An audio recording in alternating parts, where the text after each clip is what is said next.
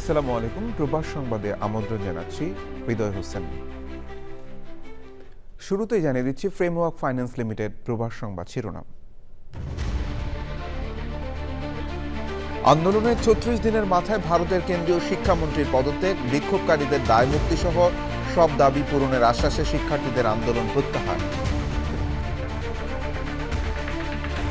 যুক্তরাষ্ট্রে খাদ্যপণ্যের মূল্যবৃদ্ধিতে চরম সংকটে সাধারণ মানুষ, টিকে থাকতে খাদ্য ব্যাংক ও সামাজিক সহায়তা কর্মসূচির উপর বাড়ছে নির্ভরতা। এবং দাবানলে পুড়ছে দক্ষিণ পশ্চিম ইউরোপের দুই প্রতিবেশী দেশ ফ্রান্স ও স্পেন। ক্ষতিগ্রস্ত দেশগুলোতে চলছে বাসিন্দাদের সরানোর কাজ।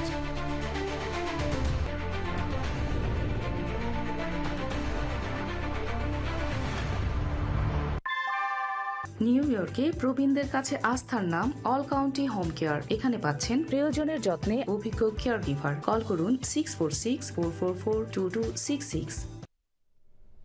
সংবাদ শিরোনামগুলো জানাচ্ছিলাম। এখনকার সংবাদ আয়োজন একই সঙ্গে চ্যানেল আই ইউটিউব চ্যানেল এবং চ্যানেল আইয়ের ওটিটি প্ল্যাটফর্ম আই স্ক্রিনে লাইভ স্ট্রিম হচ্ছে। প্রশ্ন ফাঁসের ঘটনায় শিক্ষার্থীদের টানা ৩৬ দিনের আন্দোলনের মাথায় অবশেষে পদত্যাগ করেছেন ভারতের কেন্দ্রীয় শিক্ষামন্ত্রী ধর্মেন্দ্র প্রধান। বিক্ষোভকারীদের দায়মুক্তি ও আত্মহত্যাকারী পরীক্ষার্থীদের পরিবারকে বিধি অনুযায়ী সর্বোচ্চ ক্ষতিপূরণের আশ্বাস দিয়েছে ভারত সরকার। শিক্ষামন্ত্রীর পদত্যাগ ও সরকারের আশ্বাসের পর আন্দোলন প্রত্যাহার করেছে ককরোচ জনতা পার্টি সিজেপি। মীর আমিরুল আলমের রিপোর্ট। মেডিকেল ভর্তি পরীক্ষা নিট এর প্রশ্ন ফাঁস ও শিক্ষাক্ষেত্রে দুর্নীতির প্রতিবাদ এবং শিক্ষামন্ত্রী ধর্মেন্দ্র প্রধানের পদত্যাগের দাবিতে এক মাসেরও বেশি সময় ধরে নয়াদিল্লির যন্তর মন্তরে চলছিল ককরোচ জনতা পার্টি সিজেপির আন্দোলন। নানা শ্রেণী পেশার মানুষ এবং বিভিন্ন অঙ্গনের সেলিব্রিটিরাও যোগ দেন আন্দোলনে। শিক্ষার্থীদের দাবির সাথে একাত্মতা জানায় ভারতের বিরোধী দলগুলো। আন্দোলনকারীদের সঙ্গে দফায় দফায় চলে সরকারের উচ্চ পর্যায়ের বৈঠক। অবশেষে ৩৬ দিনের আন্দোলনের মাথায় শিক্ষামন্ত্রীর পদত্যাগে উল্লাসে ফেটে পড়েন শিক্ষার্থীরা। একে গণতন্ত্রের জয় বলে উল্লেখ করেছেন তারা। এরপর ককরোচ জনতা পার্টির সঙ্গে যৌথ সংবাদ সম্মেলনে আন্দোলনকারীদের বিরুদ্ধে শাস্তিমূলক ব্যবস্থা নেওয়া হবে না বলে আশ্বাস দেয় ভারত সরকার। সেই সাথে নিট পরীক্ষার প্রশ্ন ফাঁসের ঘটনায় আত্মহত্যাকারীদের পরিবারকে বিধি অনুযায়ী সর্বোচ্চ ক্ষতিপূরণ দেওয়ার ঘোষণা দেওয়া হয়। দাবি পূরণ হওয়ায় আন্দোলন কর্মসূচি প্রত্যাহারের ঘোষণা দেয় ককরোচ জনতা পার্টি।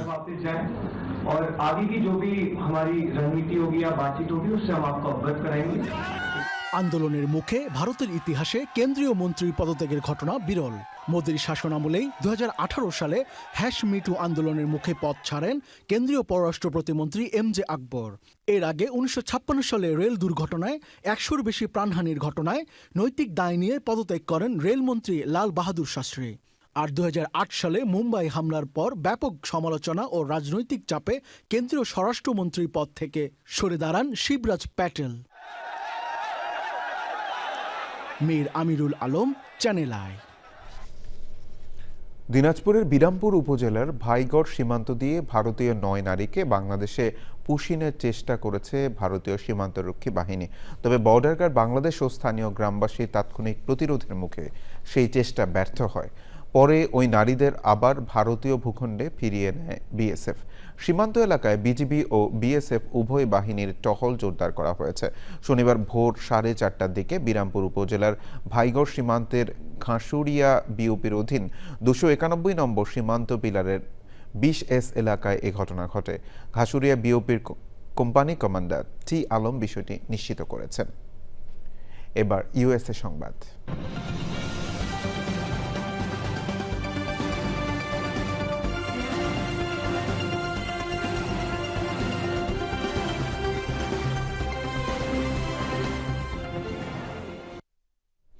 যুক্তরাষ্ট্রে অর্ধশতকের মধ্যে সবচেয়ে বেশি খাদ্যপণ্যের মূল্যবৃদ্ধিতে চরম সংকটে পড়েছেন সাধারণ মানুষ। 5 বছরে খাবারের দাম 31% বেড়েছে। অন্যান্য নিত্যপণ্যের দামও ঊর্ধ্বমুখী। টিকে থাকতে খাদ্য ব্যাংক ও সরকারের সামাজিক সহায়তা কর্মসূচির উপর নিম্ন ও মধ্যবিত্ত পরিবারগুলো নির্ভরতা বাড়ছে। লুৎফর রহমান সোহাগের রিপোর্ট। সান ফ্রান্সিসকোর নরসুন্দর জ্যাক চ্যাং সপ্তাহে 6 দিন হাড় ভাঙা খাটুনি খাটেন।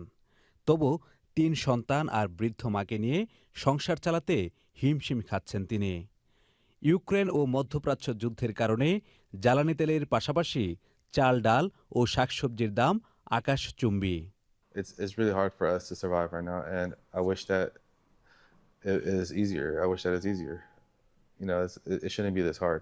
বিশেষজ্ঞরা বলছেন, খাবারের চড়া মূল্যের কারণের মধ্যে রয়েছে করোনা মহামারী পরবর্তী সরবরাহ শৃঙ্খলে বিঘ্ন, প্রতিকূল আবহাওয়া ও শুল্ক বৃদ্ধি। সাধারণ মানুষের ক্রয় ক্ষমতা কমে যাওয়ায় এর সরাসরি প্রভাব পড়ছে অর্থনীতির উপর। People are having less money to spend on any number of things. And we're seeing the ramifications of this. পণ্যের মূল্যস্ফীতির কারণে সরকারের ইবিটি সুবিধা, ফুড ব্যাংক এবং ভ্রাম্যমাণ বাজারের উপর নির্ভর করতে হচ্ছে নিম্ন আয়ের মানুষকে। মূল্যস্ফীতি রোধ করা না গেলে সংকট আরও ঘনীভূত হতে পারে বলে সতর্ক করেছেন বিশেষজ্ঞরা। মধ্যবর্তী নির্বাচনের আগে জীবনযাত্রার এই চড়া ব্যয় মার্কিন রাজনীতিতেও বড় প্রভাব ফেলবে বলে মনে করছেন তারা। লুথরমান সোহাগ, চ্যানেল আই। মুদি পণ্যের মূল্য নির্ধারণে সার্ভেইলেন্স প্রাইসিং নিষিদ্ধ করে নতুন একটি আইনে স্বাক্ষর করেছেন নিউ জার্সির governor Mickey Sherrill. Fair price protection act নামে পরিচিত এই আইনের মাধ্যমে ক্রেতাদের ব্যক্তিগত তথ্য ব্যবহার করে একই পণ্যের জন্য ভিন্ন ভিন্ন দাম নির্ধারণের প্রথা বন্ধ করা হয়েছে। এখন থেকে কোনো প্রতিষ্ঠান বা বিক্রেতা ক্রেতার আগের কেনাকাটা, অনলাইন অনুসন্ধান, অবস্থান কিংবা অন্যান্য ব্যক্তিগত ডিজিটাল তথ্য বিশ্লেষণ করে পণ্যের দাম বাড়াতে পারবে না। নতুন আইন অনুযায়ী সার্ভেইলেন্স প্রাইসিংকে ভোক্তা প্রতারণা হিসেবে গণ্য করা হবে। এ ধরনের অপরাধের জন্য সর্বোচ্চ $20,000 পর্যন্ত জরিমানার বিধান রাখা হয়েছে। যুক্তরাষ্ট্রের টেক্সাসে একটি পণ্যবাহী ট্রেনের কার্গো কন্টেইনারে আটকে রাখার পর 7 অভিবাসন প্রত্যাশীর মৃত্যু ঘটনায় 11 জনকে অভিযুক্ত করেছেন আদালত। বদ্ধ কন্টেইনারে হিট স্ট্রোকে প্রাণ হারান তারা। লুৎফুর সোহাগের রিপোর্ট। আমেরিকায় উন্নত জীবনের স্বপ্ন পূরণ করতে গিয়ে মানব পাচারকারী চক্রের নৃশংসতার শিকার হলেন 7 অভিবাসন প্রত্যাশী। ট্রেনের বদ্ধ কার্গো কন্টেইনারে করে তাদের টেক্সাসের ডেল রিও সীমান্ত এলাকা থেকে নেওয়া হয় সান আন্তোনিওতে। প্রচণ্ড গরম ও শ্বাসকষ্টে মৃত্যু হয় মেক্সিকো ও হন্ডুরাসের এই নাগরিকদের। তাদের মধ্যে 14 বছরের এক কিশোরও ছিলেন। টেক্সাসের ওয়েস্টার্ন ডিস্ট্রিক্টের অ্যাটর্নি জাস্টিন আর সিমন্স সংবাদ সম্মেলনে বলেছেন, এই ঘটনায় মানব পাচার চক্রের 11 সদস্যকে অভিযুক্ত করা হয়েছে। The indictment is unsealed as of this morning, and the defendants in that case include 4 U.S. citizens, 5 illegal aliens, and 2 lawful permanent residents. 2 defendants are still at large. তদন্তে জানা যায়, ট্রেনটি সান আন্তোনিও স্টেশনে পৌঁছানোর পর কন্টেনারের দরজা খুলে পাচারকারীরা। সে সময় কন্টেনারের ভেতর থেকে একজন নিচে পড়ে যান। তাকে মৃত ভেবে রেললাইনের পাশে ফেলে রেখে কন্টেনারের দরজা আবারও বন্ধ করে পাচারকারীরা পালিয়ে যায়।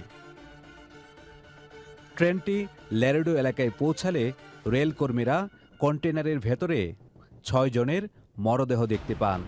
মৃত্যুর আগে স্বজনদের কাছে কল করে বাঁচার আকুতিও জানিয়েছিলেন এক ভুক্তভোগী। পাচার চক্রের ফাঁদে পা না দেওয়ার পরামর্শ দেন attorney Simmons. Those thinking about entering this country illegally, don't. There is a legal pathway for you to come into this country. You do not have to hand your life over to smugglers and the cartels with which they work, because they don't care about your life. They only care about your money. অপরাধীদের বিরুদ্ধে মানব পাচার ও অভিবাসন প্রত্যাশীকে মৃত্যুর মুখোমুখি করার অভিযোগ আনা হয়েছে, যার সর্বোচ্চ শাস্তি যাবজ্জীবন কারাদণ্ড। লুৎফুর সোহাগ, চ্যানেল আই। এবার অন্যান্য সংবাদ। স্নাতকোত্তর কাজের অনুমতি প্রত্যাখ্যানের প্রতিবাদে প্ল্যাকার্ড ও পোস্টার হাতে কানাডার ক্যালগেরির সেডল ডাউন এলাকায় অনশন কর্মসূচি পালন করেছে ভারতীয় শিক্ষার্থীরা। তাদের দাবি, তারা কানাডায় বৈধভাবে পড়াশোনা সম্পন্ন করেছেন এবং দেশটিতে কাজ করার সুযোগ পাওয়া তাদের ন্যায্য অধিকার। শিক্ষার্থীরা জানান, পড়াশোনা শেষ করার পর তাদের জানানো হয়েছে যে তাদের ডিপ্লোমা একটি নন ক্রেডিট প্রোগ্রাম, যা পোস্ট গ্র্যাজুয়েশন ওয়ার্ক পারমিটের জন্য যোগ্য নয়। তবে 2 বছর আগে ভর্তি হওয়ার সময় তাদের জানানো হয়েছিল যে প্রোগ্রামটি ওয়ার্ক পারমিটের যোগ্য। দাবানলে পড়ছে দক্ষিণ পশ্চিম ইউরোপের দুই প্রতিবেশী দেশ ফ্রান্স ও স্পেন। তীব্র তাপ প্রবাহ ও শুষ্ক আবহাওয়ার কারণে ছড়িয়ে পড়া আগুন নিয়ন্ত্রণে হিমশিম খাচ্ছেন দমকল কর্মীরা। ক্ষতিগ্রস্ত অঞ্চলগুলো থেকে সরিয়ে নেওয়া হয়েছে হাজারো বাসিন্দাকে। তাফিমুল ইসলামের রিপোর্ট। প্রকৃতির এক কঠিন রূপ দেখছে ইউরোপ। দাবানলে পুড়ে ছায় ফ্রান্সের দক্ষিণ পশ্চিমাঞ্চলের বিস্তীর্ণ এলাকা।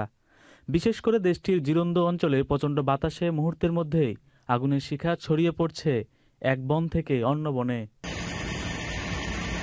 আগুন নিয়ন্ত্রণে ভূমি ও আকাশপথে চালানো হচ্ছে সম্মিলিত অভিযান। তবে শুষ্ক ও অতিরিক্ত উষ্ণ আবহাওয়ার কারণে বারবার বাধাগ্রস্ত হচ্ছে উদ্ধার কাজ। একই ভয়াবহ পরিস্থিতির মুখে প্রতিবেশী দেশ স্পেন। দেশটির মধ্য ও পশ্চিমাঞ্চলীয় এলাকায় হাজার হাজার একর বনভূমি ও কৃষিজমি পুড়ে গেছে। ছাই হয়ে গেছে বসতবাড়ি ও যানবাহন।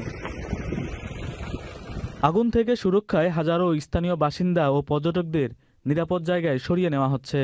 খোলা হয়েছে জরুরি আশ্রয় শিবির। প্রচণ্ড ধোঁয়ায় শ্বাসকষ্টজনিত সমস্যায় ভুগছেন অনেকে। মাদ্রিদের কেন্দ্রে একাধিক দাবানলের কারণে ৬০,০০০ মানুষকে সরিয়ে নেওয়া হয়েছে।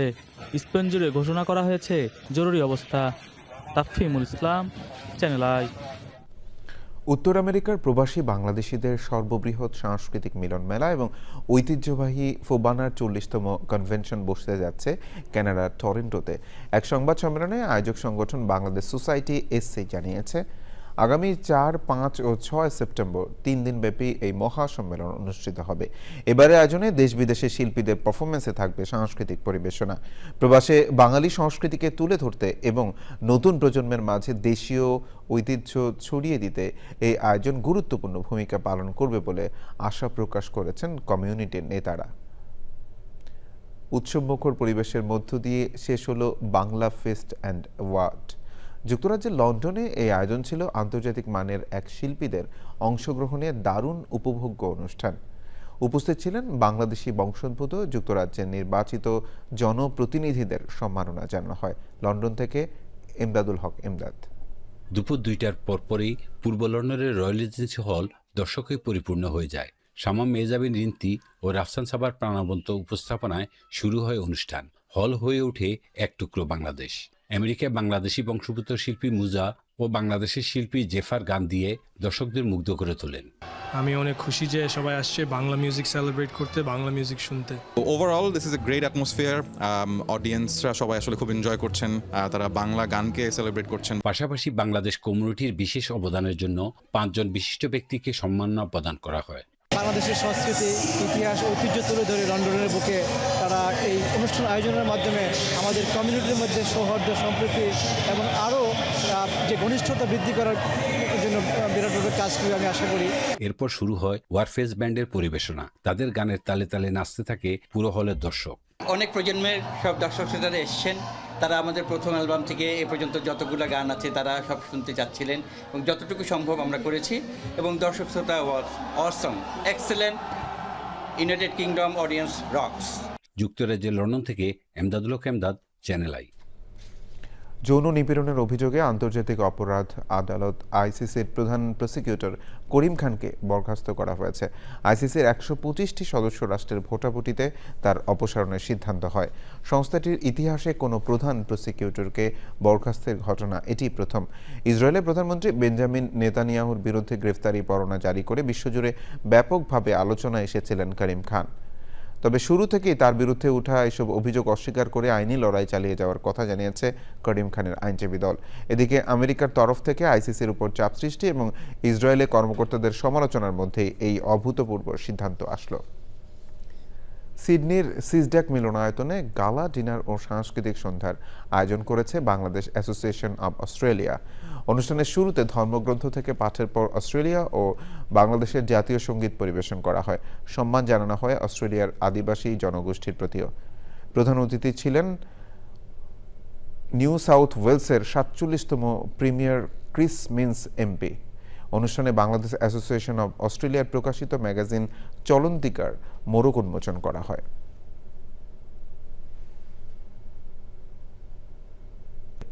যার ৬টি নিজে করেছেন, সতীর্থদের দিয়ে করিয়েছেন ৯ গোল। সবশেষে ফ্রেমওয়ার্ক ফাইন্যান্স লিমিটেড সংবাদ শিরোনামগুলো জানিয়ে দিচ্ছি আরও একবার। আন্দোলনের ৩৬ দিনের মাথায় ভারতের কেন্দ্রীয় শিক্ষামন্ত্রীর পদত্যাগ, বিক্ষোভকারীদের দায় মুক্তি সহ সব দাবি পূরণের আশ্বাসে শিক্ষার্থীদের আন্দোলন প্রত্যাহার। যুক্তরাষ্ট্রে খাদ্যপণ্যের মূল্য বৃদ্ধিতে চরম সংকটে সাধারণ মানুষ টিকে থাকতে খাদ্য ব্যাংক ও সামাজিক সহায়তা কর্মসূচির উপর বাড়ছে নির্ভরতা। এবং দাবানলে পড়ছে দক্ষিণ পশ্চিম ইউরোপের দুই প্রতিবেশী দেশ ফ্রান্স ও স্পেন। ক্ষতিগ্রস্ত অঞ্চলগুলোতে চলছে বাসিন্দাদের সরানোর কাজ।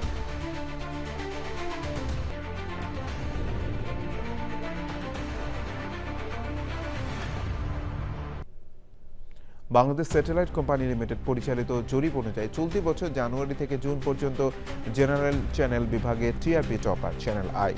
দেশের সবচেয়ে জনপ্রিয় টেলিভিশন চ্যানেল আইয়ের সর্বশেষ সংবাদ জানতে ভিজিট করুন চ্যানেল আই অনলাইন.com। আমাদের সোশ্যাল মিডিয়া প্ল্যাটফর্মগুলোর পাশাপাশি যুক্ত থাকুন ওটিটি প্ল্যাটফর্ম আই স্ক্রিনের সাথে। ধন্যবাদ সবাইকে।